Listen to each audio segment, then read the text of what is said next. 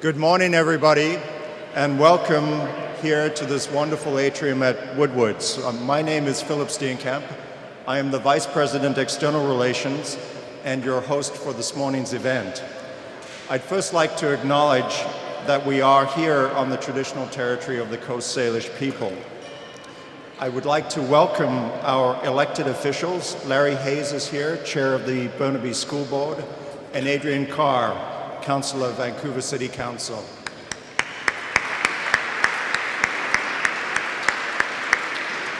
Of course, we have many other special guests here, and I extend a welcome to you all and to everybody who's here this morning. I want to take an opportunity, though, to begin by thanking the Tim Saws Band, who just did an amazing job, so thank you so much.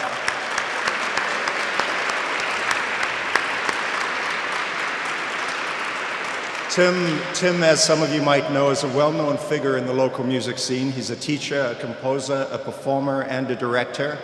And if you live on Commercial Drive, you probably heard the Carnival Band. That is one among many community bands that Tim has directed. So I want to make sure everybody's comfortable here today. If you need to have a seat, there are still a few chairs available if anybody needs to sit down. I also need to tell you that we are live streaming this event through the Vancouver Sun's website, and we also have a SFU photographer who's capturing this moment on film. So if any of you are particularly camera shy, please let our volunteers know. It is wonderful to be here in this space, to be here in the Woodward's Atrium, and to help us with our opening, I'd like to invite William Lindsay forward to provide a First Nations welcome. William is an educator, a writer, and the director of Simon Fraser University's Office for Aboriginal Peoples. William?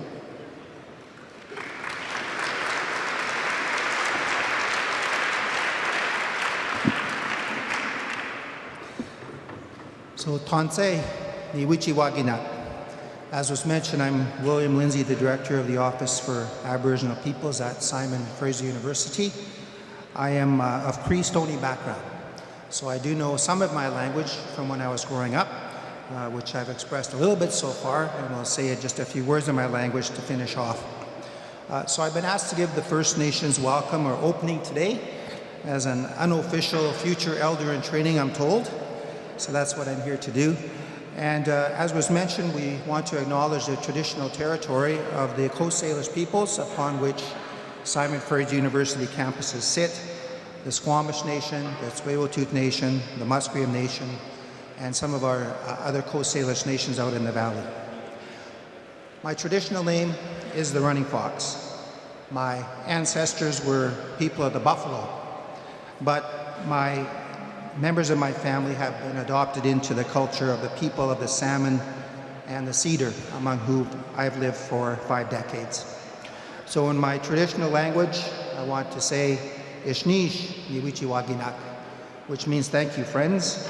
And if you can remember these words, Kasmin Kanute Matsan Katki Meosakoski.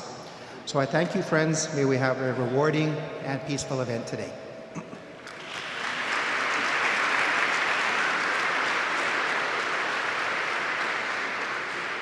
Thank you, William, for that welcome. Thank you. It's now my great pleasure to introduce Andrew Petter, the President and Vice Chancellor of SFU. Andrew has a very impressive record, which I'm not going to go through in great detail today in public service, both in the academic arena and in the political arena. And that continued with his appointment as President of SFU in 2010. And he has since led the university in the development of a bold new vision to be the leading engaged university. And today's event is part of that commitment and that vision. Andrew.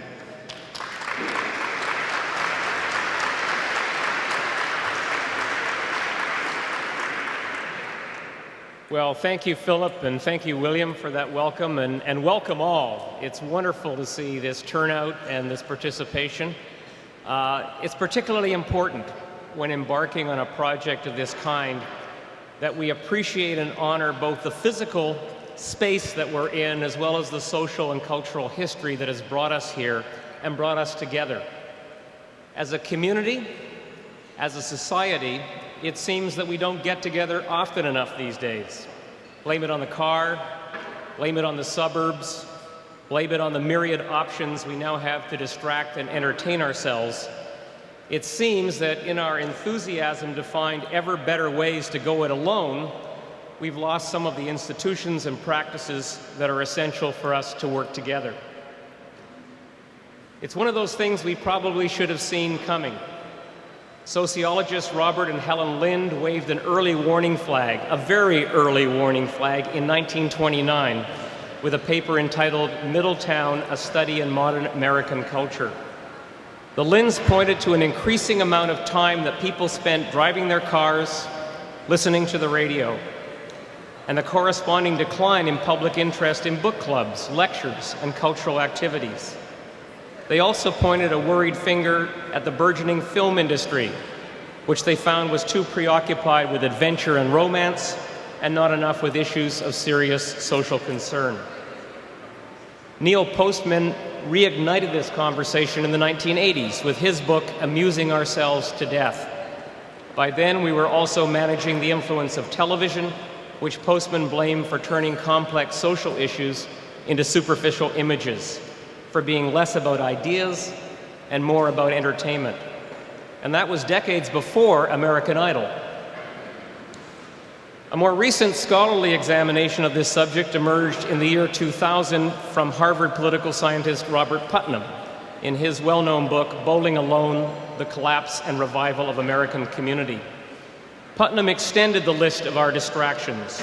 We now have the internet, we have smartphones, we have innumerable points of access to virtual reality. You know, I dare say if I announced a short break, even now, even here, that many of us would use the time to check out our email rather than talk to each other. I can see some resonance in the crowd for that proposition. I feel it myself, a little guiltily. So we have a problem. All of these implements that were designed to provide new windows on the world have also conspired to insert glass barriers between us and our neighbors. As the Vancouver Foundation has discovered, and I know that Faye Wightman is going to speak more about this in a moment, we have, as a result, become more isolated and disconnected. As we have fallen away from the habits of congregating sociably and peacefully, we've also lost many of the spaces in which people traditionally gathered for social interaction and engagement, and for discussing, debating, and resolving the critical issues of the day. That was one of the points of concern that we at Simon Fraser University heard last year when, in developing our new strategic vision, we embarked on what turned out to be one of the largest community consultations ever undertaken by a Canadian university. During that consultation, people may not have used the term public square, but they clearly credited SFU for its community focus and its commitment to community engagement. In a society that is often polarized, in which people are practiced at expressing differences, but not as good at resolving them, SFU was seen as a dependable and welcoming venue for community dialogue and deliberation. Whether at our WASC Center for Dialogue or through our Philosophers Cafes, people valued SFU's efforts to provide a virtual and often physical public square. Well, we responded to that feedback with an overarching new vision, a vision that commits SFU to be the leading engaged university, defined by its dynamic integration of innovative education, cutting-edge research, and far-reaching community engagement. More specifically, we considered how the need expressed for safe, supportive, and neutral public space also provided an opportunity for SFU and for the community. Building on our existing strengths, we resolved to make it part of our vision to be, and here I'm going to quote from the vision, BC's public square for enlightenment and dialogue on key public issues, the institution to which the community looks for education, discussion, and solutions. Well, that's the process that we're launching today with SFU Public Square. Today, we reach out to engage the whole community. Our students, faculty, and staff have always been community leaders, active and outspoken, and they will continue to be so. But with this initiative, SFU is committing to strategically deploy its physical, intellectual, and virtual capacities to expand public participation, dialogue, and discussion. Through SFU Public Square, we will be even more purposeful about acting as a convener, a facilitator, and sometimes a moderator. We commit to creating safe, constructive, neutral spaces, both physical and virtual, supportive environments in which everyone can feel welcome to come together and deliberate on issues ranging from the economy to the environment, from culture to politics. We will be BC's public square. Now let me turn the microphone back to Philip Steenkamp so that he can introduce our next speaker. Thank you.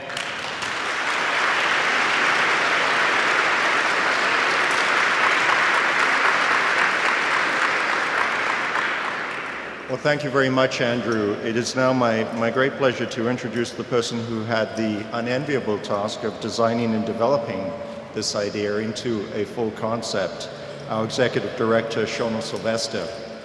Shauna is a graduate of SFU. She's an outstanding alumni, a fellow of the SFU Center for Dialogue, and for the last 30 years, Shauna has worked on initiatives committed to democratic development and creating authentic community engagement processes. And over the last 9 months, Shauna has consulted with hundreds of people. Many of you are actually in this room, in this atrium today, to create the vision for SFU Public Square. I really want to personally extend my thanks to Shauna and to her team for all the work they've done and getting us to this point in developing this vision. Shauna?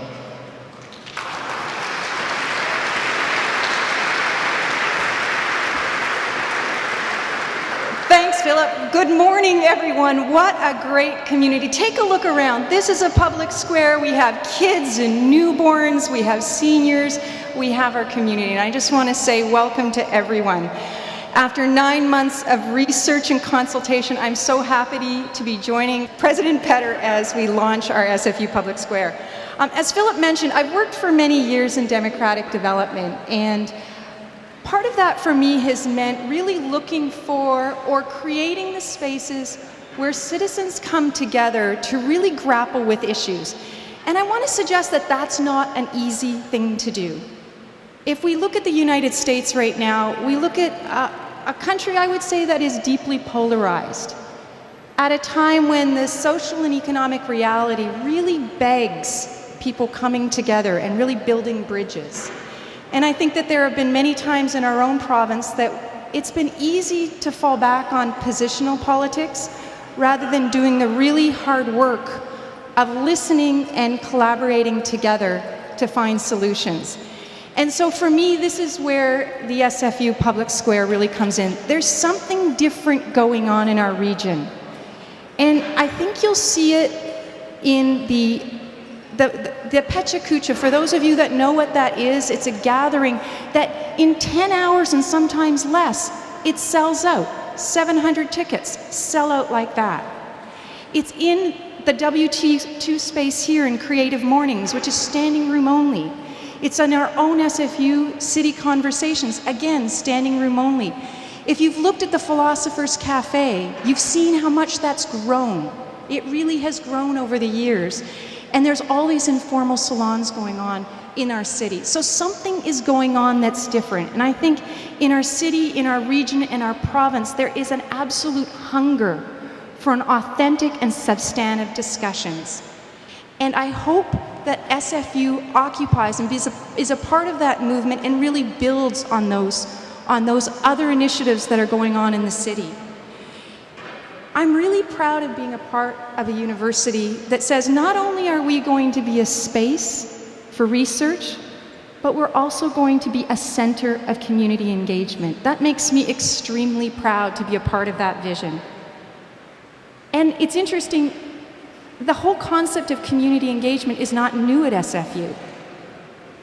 We know at the SFU Public Squares that we're actually standing on the shoulders of some pretty big giants. And I think of the founders and the students and the staff that have started the Center for Dialogue. And I also think of those people at SFU Surrey who can show that through their community engagement, they've been able to increase the overall percentage of students going into public education. in post-secondary education. And I also think of our own Vice President of Research, Mario Pinto. In early years when he was at SFU, would go out as part of an SFU program into malls to teach young people science. So this is not a new concept. And one of the things we're trying to do is we're trying to show that through the SFU Public Square. We have on those black panels, and I hope you'll have a chance to look at this, a look at 40 years of community and engagement. This is a photo exhibit that has been created by Elisa Zolotuna, and she's an SFU Master's student in Fine Arts. Take a moment, take a look at our history of community engagement. We are also, on the video monitors, you'll also see our website, the SFU Public Square website. And that is the virtual home of SFU. Go, take a look at that space. We're hoping that you'll use it as your own, you'll engage in conversations, you'll meet new people, and you'll certainly find out the myriad of events that we're hosting. If you're not into websites, but you're into Facebook, we're on that too. So we have an SFU Facebook page. You have a card here that says save the date. On the back it gives you our Facebook page and Twitter. For those of you that are tweeting, our hashtag is SFUPS. So those are the online and social media building blocks we have at the SFU Public Square. But it's really our face-to-face events that breathe life into what a public square really is. And so each year we are going to do an annual summit. We're hosting a community summit, and that's where we take one issue and we go into depth into that issue. And later Andrew's going to talk about our first community summit.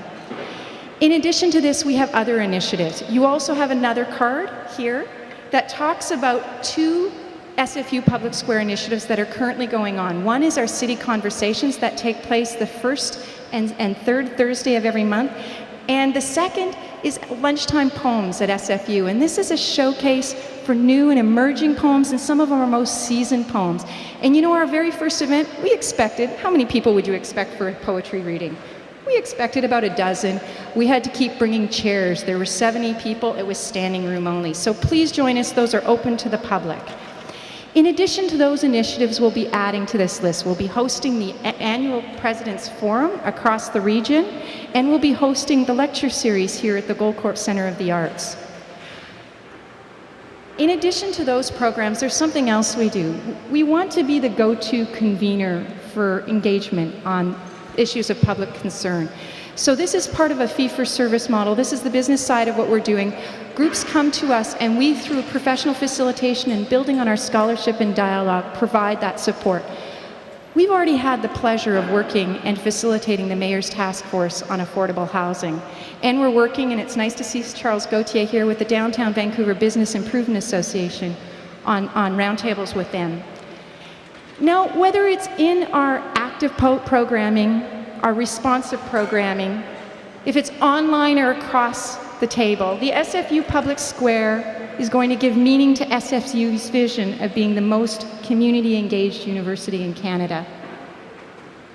And we'll do so by fostering new, creative public spaces where we as citizens can come together to grapple with issues, to share our stories, and to celebrate.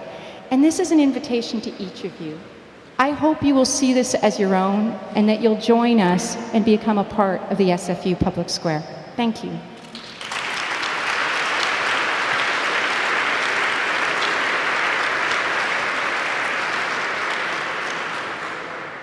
Well, thank you so much, Shauna. You've had an opportunity now to hear from Andrew and from Shauna about how SFU's Public Square will unfold.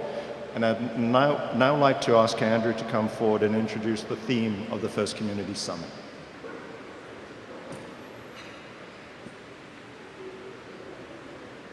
Well, one thing I want to say just off the top, listening to Shauna, is one of the really exciting things about this initiative for me, but I think everyone at SFU, is just the energy that has been put into it by Shauna and her team, but really within and throughout the whole university.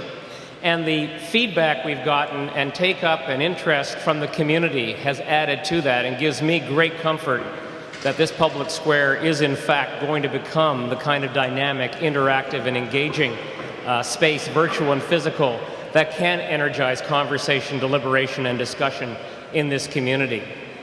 You know, we had a challenge to think, what would the theme be for that first public square, that first summit that we were going to launch? And we were helped a little bit by some research that was going on the part of our friends at the Vancouver Foundation. The summit that we're going to be launching in September is entitled Alone Together, Connecting in the Urban Environment. It's going to run for 6 days, beginning September 18th, so I hope everyone's marking that down in their calendar. It's going to offer a variety of venues and opportunities to engage, opportunities that hopefully will reach out and touch all parts of the community. It's going to include a large public forum at the Orpheum. It will include a youth camp, a mayor's roundtable in Burnaby, a film festival in Surrey, and events organized by community groups in partnership throughout the region. And it's going to build on the Vancouver Foundation's research. And building on that research, the summit will seek to stimulate public interest, encourage discussion, and build strategies that promote action on isolation and disconnection in the urban environment. In doing so, we hope that it will provide a means for bringing people together and building a stronger sense of community, in part answering the very problem it seeks to address. Now, I do want to acknowledge that this idea came to us in part not only through our own consultation, but through the work that was going on at the same time and the leadership that was shown from the Vancouver Foundation on this issue. And those of you who read the article by SFU Chancellor Carol Taylor and me in the Vancouver Sun yesterday will know that the Foundation has been instrumental in shaping our plans for this summit. The Vancouver Foundation undertook a major round of research last year that we at SFU found both concerning but also inspiring. Research that suggested that isolation and disconnection is perhaps the single most important issue standing in the way of a healthier, more functional community.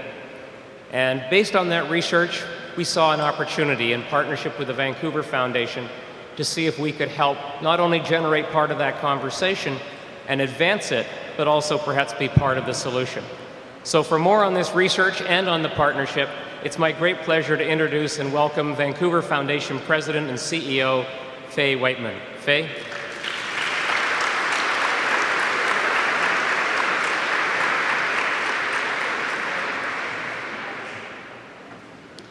Thank you very much, Andrew. Well, it's been an incredible journey that we've been on at Vancouver Foundation. It started last summer when we did, as Andrew mentioned, a large community survey, a consultation to find out what is the most pressing community issue that people living in our community believe needed to get addressed. We were very, very surprised by what they told us. We heard about a hunger for social connection. People told us that they increasingly feel that they are living in silos, separated from each other by language, by age, by culture, by ethnicity, by income, and sometimes by geography. They said the impact is growing isolation, a retreat into ethnic enclaves, and increasing civic malaise and indifference. Yesterday, we released the results of a very large Metro Vancouver-wide survey that measured people's connections with their friends, connections with their neighbors and their neighborhood, and connections with the larger community at large. It confirmed what people told us last summer, that we are so close together and yet so far apart. We found that people are alone a lot more than they would like to be, and that it affects their health and their well-being. We learned that 70% of people have never had a neighbor over to their place. We learned that 47% of the people do not trust or do not know if their neighbors trust each other. 47%. We found that only a third of people actually have a close friend outside of their own ethnic group. We found that people are retreating from community and from neighborhood activities. These are just a few of the findings. In fact, there's so much data that I know what we're going to be doing all summer is analyzing the rest and trying to get a little deeper in understanding why some of the results came out. This isolation and disconnection hurts us both personally and it hurts our community. How can we possibly begin to address the complex issues that we're facing in our community, like homelessness and poverty, if we're isolated, disconnected, and indifferent? So we were very excited that SFU had decided to devote its inaugural public square to this issue. It speaks to Andrew Petter's and Carol Taylor's vision of a university that cares about its community and its commitment to engaging students, engaging research, and engaging communities. We're thrilled to be a partner with SFU, and we're looking forward to September's public square that will be dedicated to finding solutions to this issue. Thank you.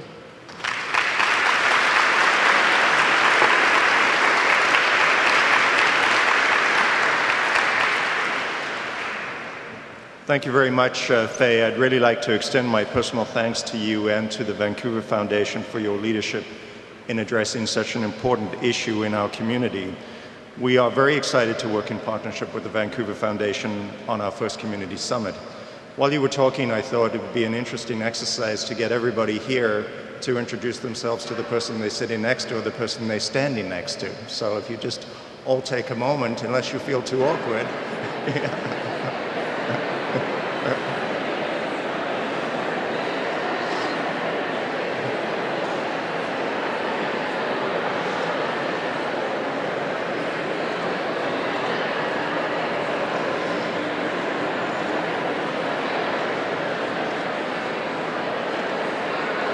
Okay, everybody, that's enough engagement.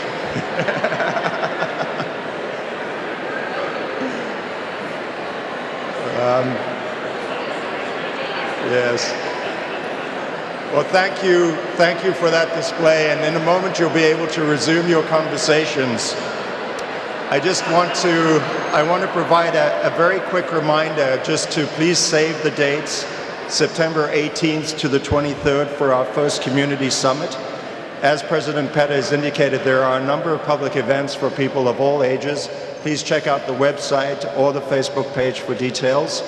And now I just have two final tasks. First, we have a cake, or in fact, we have 3 cakes over here that we'd like to share with each of you. And second, we will be announcing the winners of our raffle in a couple of moments. And in a moment, I would like to invite you over to this area to join us as we cut the cake. We have a little surprise for you right now, so thank you.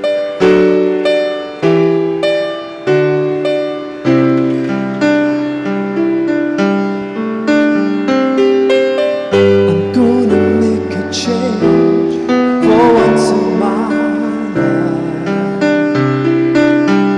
It's gonna feel real good, gonna make a difference, gonna make it right.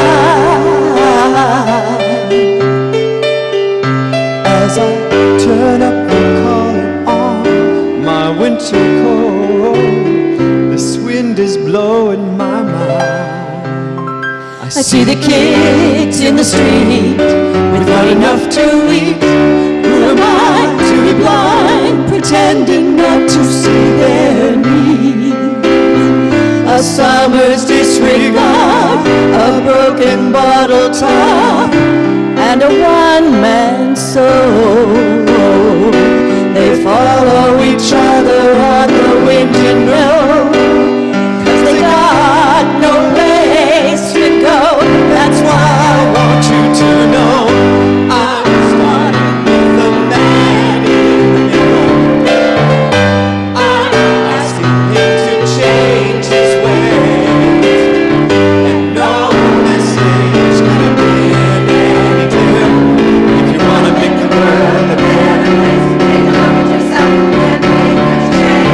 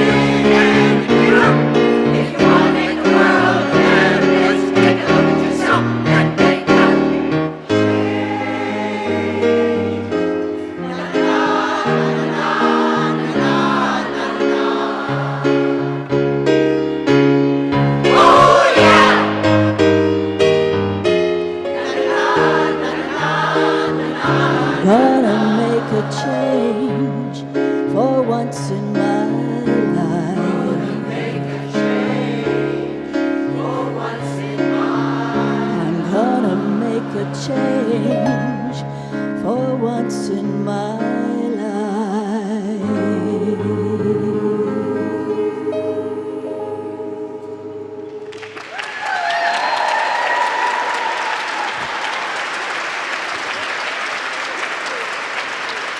Thank you so much.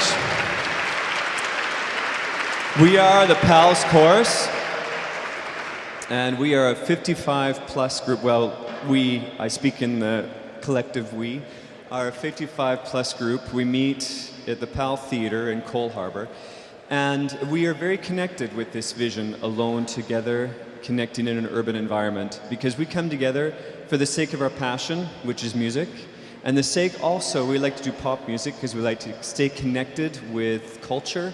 And it's not just the young that can be hip. We just want you to know that. So senior, old, 55 plus people can be hip as well. And so that's a part of what we want to stay engaged in culture and in the community. And what inevitably happens, we find that when we come together and have fun and engage in our passion, community and connection inevitably develops. In fact, I just heard of a few of you that went out dancing together the other night. And so that just comes out of coming together and engaging your passion. So we have found great enjoyment in discovering community, haven't we? Yes. Good answer. And so, for our next song, we're doing something that shows how we like to have fun, because fun can still be had as we are in different ethnicities, in different gender, different age groups. We all can stay connected, connect to our culture, connect to one another. So I hope you enjoyed. If you know the moves of this song, feel free to join in.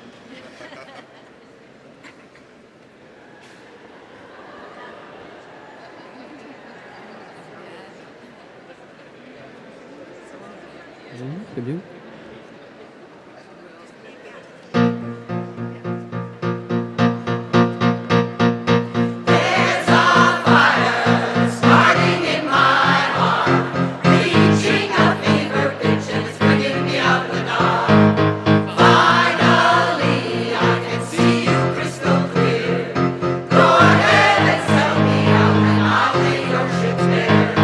See how I, with every piece of you.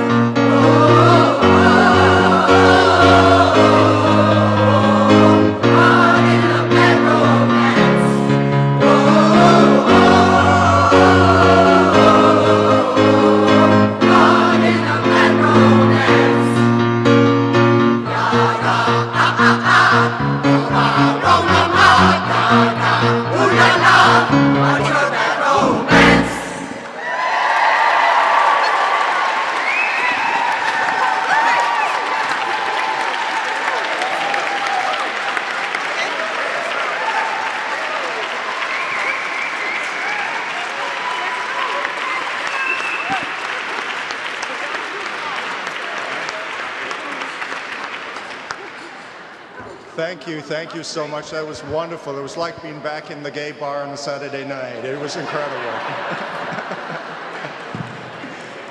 It's now my great pleasure to announce the winners of the raffle, and we'll get to the cake in a moment.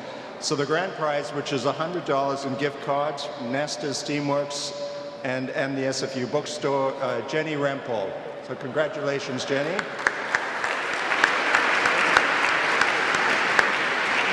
And then we have five $50 value winners: Mark Winston, Judy Smith, Carol Thorbs, Trevor Dorr, and Linda Johnson.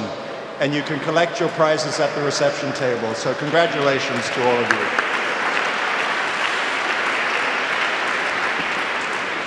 And now the only thing left to do is to thank you all for coming out today. Thank you so much. I want to thank the organizers, and I want to invite you now to come and join us for cake. So thank you, everybody.